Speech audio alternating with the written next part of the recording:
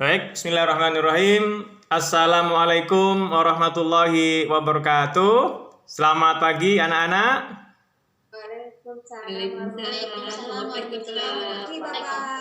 Alhamdulillah, baik semua ya hari ini ya. Ya, walaupun tadi malam banyak tugas, hari ini kalian semua kelihatan ceria. Jadi tugas itu kalian nikmati, bukan sebagai beban ya. Jadi walaupun tadi malam nggak tidur, nah nggak apa-apa ya, tetap semangat untuk terus belajar. Oke, biar lebih semangat belajarnya, minta tolong Ketua Kelas Hartono silahkan memimpin doa. Baik teman-teman, sebelum pembelajaran dimulai, mari kita berdoa dulu menurut agama kita masing-masing. Berdoa mulai.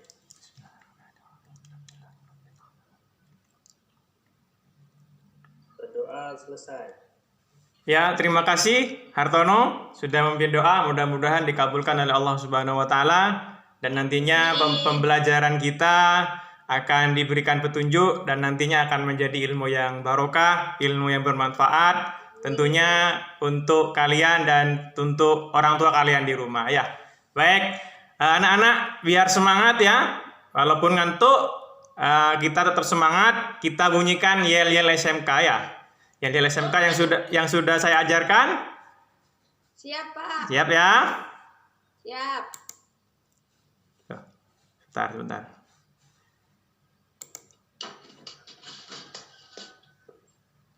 Sudah tampil ya anak-anak ya? Sampun, Pak. Sudah, Pak. Ya, yel-yel motivasi namanya ya. Oke. Perhatikan ya. Kalau Bapak mengatakan SMK, kalian menjawab bisa.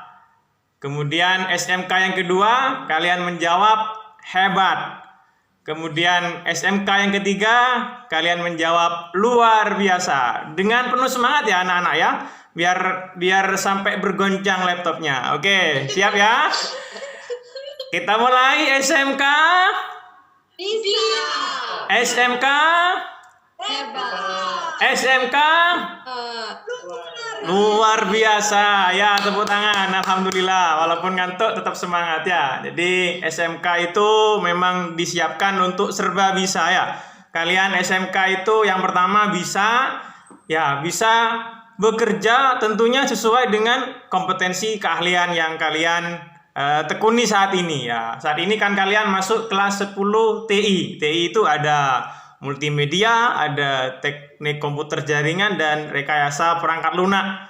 Nanti yang multimedia nanti bisa bekerja di desain yang bagus.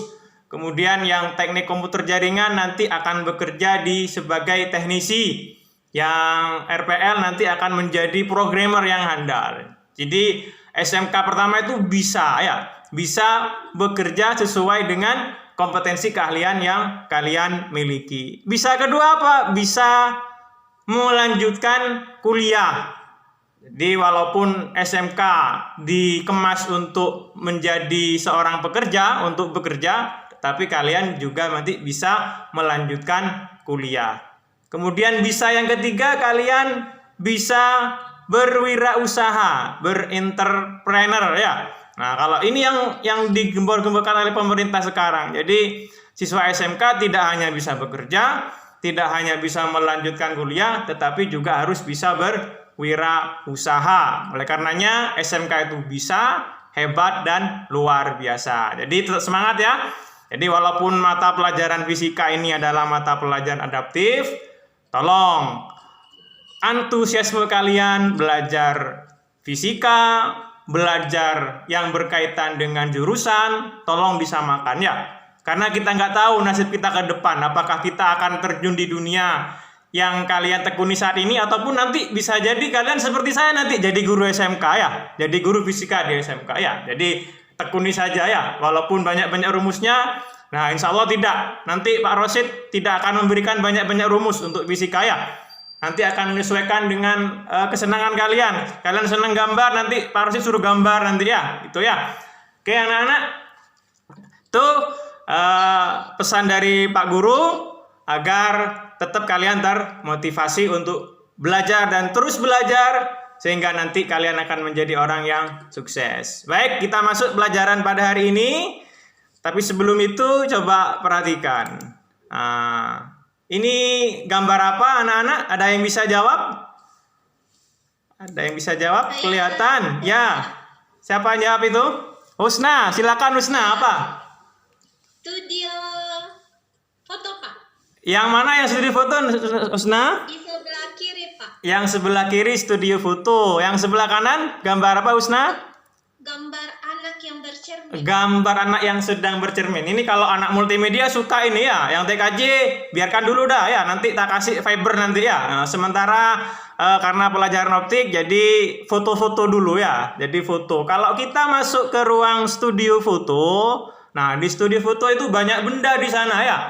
Ada layar, kemudian ada kursi, kemudian ada kamera dan sebagainya. Tentunya kalian bertanya, kok bisa terlihat benda-benda seperti itu? Tentu dalam pikiran kita bisa melihat karena kita punya mata. Tetapi kalau lampu di dalam studio itu saya matikan, kemudian keadaan itu pada malam hari, apakah kita bisa melihat? Tentu tidak bisa melihat. Nah, itu nanti akan kita bahas pada pagi hari ini ya. Kenapa kita bisa melihat benda-benda di sekitar kita. Kemudian pada gambar yang kedua ada anak yang sedang bercermin. Loh, anak bercermin ini kok bisa melihat bayangannya sendiri ya? Bagaimana proses terbentuknya bayangan sehingga ketika anak itu bercermin dia bisa melihat bayangannya sendiri. Baik, tujuan pembelajaran kita pada pagi hari ini adalah yang pertama adalah membedakan pemantulan teratur dan baur. Kemudian yang kedua, menjelaskan hukum pemantulan cahaya. Yang ketiga, menyebutkan sifat-sifat bayangan pada cermin datar. Yang keempat, menganalisis hukum pemantulan cahaya. Kemudian yang akan kita lakukan pada hari ini yaitu melakukan percobaan sederhana tentang pembentukan bayangan pada cermin datar. Nah, oleh karena itu, seperti minggu kemarin, biasanya Bapak dalam kegiatan ini memberikan tugas kelompok. Kelompoknya tidak berubah seperti kemarin. Nanti LKPD-nya Bapak kirimkan lewat grup WA. Namun sebelum mengerjakan LKPD, Bapak akan menjelaskan terlebih dahulu ya. Yang pertama, LKPD-nya ini ada dua kegiatan ya anak-anak. Ada kegiatan satu. Nah, kegiatan satu ini nanti kalian akan membedakan pemantulan teratur dan baur. Alatnya apa saja? Lampu senter, kemudian papan triplek, cermin datar, dan kertas HVS. Langkah-langkahnya bagaimana? Yang pertama, jatuhkan seberkas cahaya pada cermin. Kemudian tangkaplah cahaya pantul tersebut oleh kertas putih. Nah, kalian amati apakah bisa ketangkap atau tidak. Setelah itu, jatuhkan seberkas cahaya pada papan triplek. Nah, sinar pantulnya kalian tangkap pakai kertas putih. Apakah bisa ditangkap atau tidak? Nah, hasilnya kalian masukkan di dalam tabel di sini ya. Silakan ini didiskusikan dengan teman kelompok kalian dalam satu grup. Kemudian buat kesimpulan. Ini yang pertama. Kemudian untuk kegiatan yang kedua, kalian nanti akan bisa menyebutkan sifat-sifat bayangan pada cermin datar. Jadi alatnya apa yang dibutuhkan? Yang pertama cermin datar, kemudian pensil dan penggaris. Cermin ini fungsinya untuk apa? Ya untuk bercermin. Bagaimana langkah-langkahnya? Ya, pertama kalian berdiri di depan cermin datar. Kemudian menghadap ke cermin datar yang coba gerakkan tangan kanan. Nah, apa yang terjadi kalau kalian mengangkat tangan kanan? Lihat di sana ya, apa yang terjadi. Semua mencoba ya. Walaupun kerja kelompok di rumah silakan mencoba ya. Nanti didiskusikan dengan teman satu kelompok lewat WA group. Nah, di WA group ini nanti Bapak akan menilai siapa-siapa yang aktif di sana ya. Yang tidak pernah chat, kemudian yang tidak pernah berdiskusi nanti nilainya berkurang. Sedangkan mereka yang aktif untuk berdiskusi sering chat, sering berkomunikasi dengan temannya, nanti nilainya akan semakin bagus. Ini kegiatan yang kedua. Jadi alatnya gampang, hanya cermin datar, pensil dan penggaris. Kemudian di situ ada gambar ya. Bentar. Ada gambar, kemudian kalian lukiskan di situ ya. Nanti satu orang mempresentasikan hasilnya. Tuh ya. Siap ya anak-anak ya?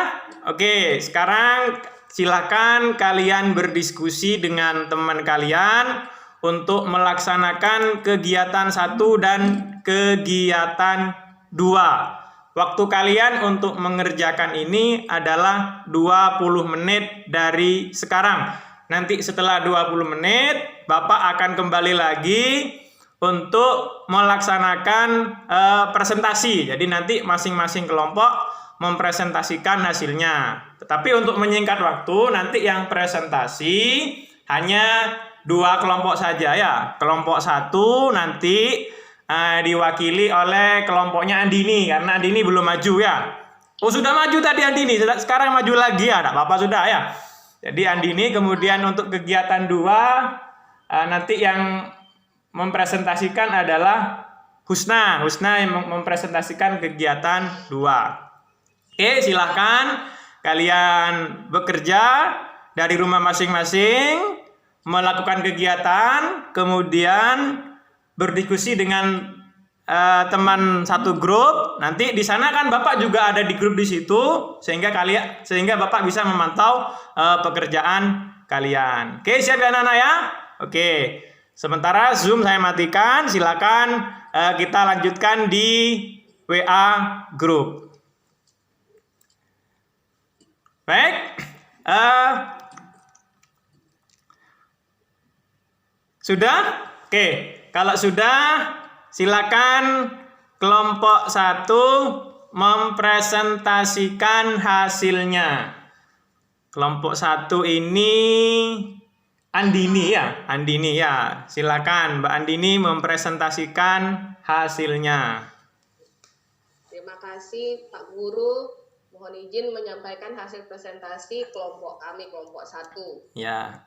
Dari hasil percobaan yang kami lakukan, data hasil pengamatan yang kami dapat, yang pertama untuk benda cermin, cahaya itu tertangkap oleh kertas. Kemudian kalau untuk papan triplek, cahaya tidak tertangkap oleh kertas.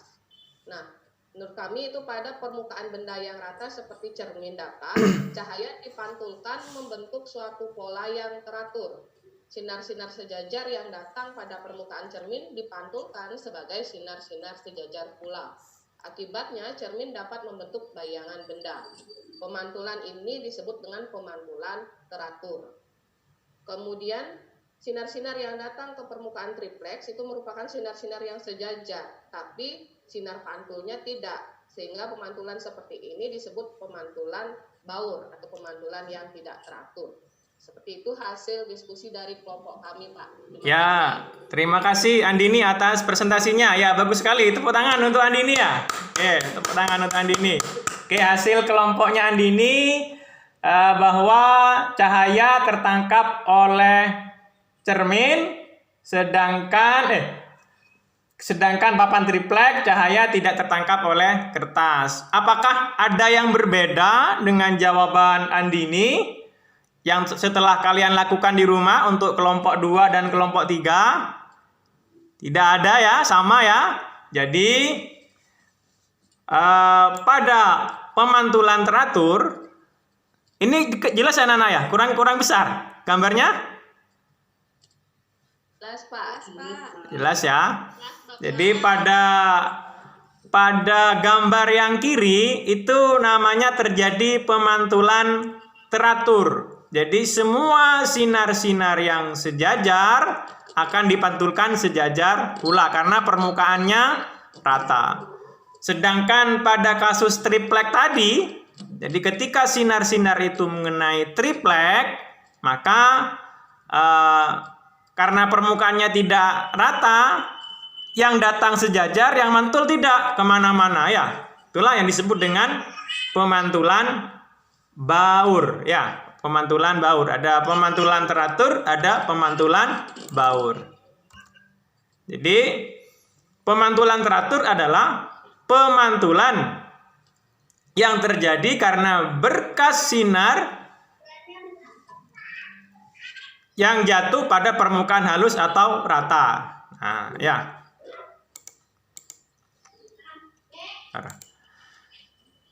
Contohnya pemantulan cahaya pada cermin. Jadi cermin ini merupakan alat yang dapat memantulkan hampir seluruh cahaya yang mengenainya. Sedangkan pemantulan baur itu pemantulan yang terjadi karena berkas sinar datang jatuh pada permukaan kasar atau tidak rata. Pemantulan cahaya ke segala arah. Jadi sinarnya datang satu arah tetapi mantulnya ke segala arah. Contohnya pemantulan cahaya pada tembok, kayu, batu, tanah, dan sebagainya. Jadi keuntungan dari pemantulan baur ini adalah tempat yang tidak terkena cahaya secara langsung masih bisa terlihat. Nah, berkas cahaya pantulnya tidak menyilaukan. Jadi dari percobaan satu ini kalian bisa mendapatkan perbedaan antara pemantulan teratur dan pemantulan baur. Baik. Itu untuk percobaan yang pertama. Sedangkan percobaan yang kedua, silakan kelompok 2 sekarang yang menampilkan presentasinya. Diwakili oleh kelompoknya Husna. Kelompoknya Husna siap? Iya, Pak. Oke, silakan ditampilkan, Nak. Terima kasih, Pak, kesempatannya. Saya akan mempresentasikan hasil kerja kelompok kami. Yang pertama, pada saat kita menggerakkan tangan kiri kita di depan cermin datar, maka yang bergerak seolah-olah tangan kanan kita. Pada saat kita menggerakkan tangan kanan kita di depan cermin datar, maka yang bergerak seolah-olah tangan kiri kita. Sifat bayangan yang dibentuk oleh cermin datar adalah jarak bayangan ke cermin sama dengan jarak benda ke cermin. Tinggi bayangan sama dengan tinggi benda, sama besar dan berlawanan arah. Bayangan itu bersifat maya, artinya di belakang cermin. Ya, seperti itu hasil presentasi kami, Pak. Terima kasih Husna. Oke, tepuk tangan untuk kelompoknya Husna atas presentasinya. Luar biasa sekali ya, sudah mempresentasikan hasil dari kegiatan 2, yaitu menyebutkan sifat-sifat bayangan pada cermin datar. Dengan melakukan kegiatan yaitu mengamati tangan kanan kita ketika diangkat di depan cermin. Kemudian mengamati tangan kiri kita ketika diangkat menggunakan cermin. Nah, ketika diangkat di depan cermin. Sehingga dari kegiatan itu didapatkan bahwa ketika kita menggerakkan tangan kiri kita di depan cermin, maka yang bergerak seolah-olah tangan kanan kita. Kemudian pada saat kita menggerakkan tangan kanan kita di depan cermin datar, maka seolah-olah yang bergerak adalah tangan kiri kita. Jadi untuk kelompok 1 dan kelompok 3, apakah ada perbedaan dari percobaan yang kalian lakukan? Apakah nanti kalau kalian ngangkat tangan, kemudian di cermin kaki yang terangkat? Iya, tidak. Ada yang seperti itu? Tidak ada ya. Jadi kalau kita ngangkat tangan kanan, yang terangkat seolah-olah tangan kiri. Begitu yang sebaliknya. Kalau kita ngangkat tangan kiri, yang terangkat seolah-olah tangan kanan kita. Oke. Bagaimana proses terbentuknya bayangan? Nah, coba perhatikan ini ya. Jadi pemantulan cahaya itu digambarkan sebagai berikut. Jadi sinar datang, sinar pantul, dan garis normal terletak pada satu bidang datar, dan ketiganya berpotongan pada satu titik. Kemudian sudut datang sama dengan sudut pantul. Sudut datang sama dengan sudut pantul. Nah, seperti ini tadi ya. Tadi ini gambar pembentukan bayangan pada cermin datar. Ini gambarnya susu ya. Kalau tadi kamu kan gambarnya pensil ya. susu yang sebelah kanan, kemudian ada susu di sebelah kiri ya. Tulisan susu ini tertulis susu yang sebelah kanan. Nah, sedangkan yang di sini tertulis usus. Nah, analoginya bagaimana? Jadi anggap ini tangan kanan, ini tangan kiri seperti itu ya. Kemudian bagaimana proses terbentuknya? Proses terbentuknya bayangan ini mengikuti hukum pemantulan cahaya ya. Pemantulan cahaya, sinar datang sama dengan sinar pantul ya. Nah, bayangannya terbentuk bagaimana? Bayangannya terbentuk dari perpanjangan sinar pantul. Jadi bayangan ini terbentuk dari perpanjangan sinar pantul. Sifat bayangannya bagaimana? Jadi yang pertama, jarak bayangan sama dengan jarak benda ya. Jarak bayangan sama dengan jarak benda. Tinggi bayangan sama dengan tinggi benda. Kemudian besarnya bagaimana? Sama ya, kelihatan sama. Yang di sini ukurannya misalkan 5, di sini juga 5. Sama besar dan berlawanan arah. Kemudian sifat yang terakhir, bayangannya adalah semu atau maya. Dia nggak bisa ditangkap oleh layar. Nggak ada tapi terlihat ya. Jadi kalau kalian bercermin, coba kalian pegang di belakang itu. Nggak ada bayangan kalian itu. Tapi terlihat, itu namanya bayangan yang semu, bayangan yang tidak terlihat atau bayangan maya. Jadi kesimpulannya, sifat bayangan pada cermin datar yang pertama, tinggi bayangan sama dengan tinggi benda. Jarak bayangan ke cermin sama dengan jarak benda. Jarak bayangan ke cermin sama dengan jarak benda ke cermin. Posisi hasil bayangan pada cermin datar akan berlawanan dengan bendanya. Sifat bayangan tegak lurus seperti bendanya. Kemudian bayangan yang terbentuk bersifat semu atau maya, yaitu bayangan dapat dilihat dalam cermin, akan tetapi bayangan tersebut tidak dapat ditangkap oleh layar. Jadi itu ya, pembelajaran pada hari ini kalian sudah mendapatkan 2 ilmu. Yang pertama ilmu tentang pemantulan teratur dan baur. Yang kedua adalah ilmu tentang sifat-sifat bayangan pada cermin datar. Oke anak-anak, untuk pembelajaran hari ini Bapak cukupkan sekian. Silahkan pada Google Class itu Bapak sudah mengirimkan tugas. Yang pertama adalah tugas tulis. Di sana ada 4 soal. 4 soal itu kalian kerjakan. Kemudian kalian upload di Google Class kalian masing-masing. Kalian sudah punya Google Class mulai pembelajaran pertama sampai sekarang. Google Class-nya jangan dirubah-rubah, akunnya jangan dirubah-rubah. Nama yang ada di Google Class itu harus sama dengan nama yang di absen, sehingga nanti ketika Bapak mengoreksi pekerjaan kalian tidak kebingungan. Jadi kalau namanya Andini tetap tulis Andini di sana ya, jangan ditambahi yang macam-macam di depannya ya. Kalau misalkan namanya Hartono ya Hartono saja ya, jangan ditambahi yang tidak ada kaitannya dengan nama kalian. Kemudian setelah ada penugasan di sana ada 2 ya, penugasan sama tes formatif. Tes formatifnya juga di sana sudah saya kirim di Google Class.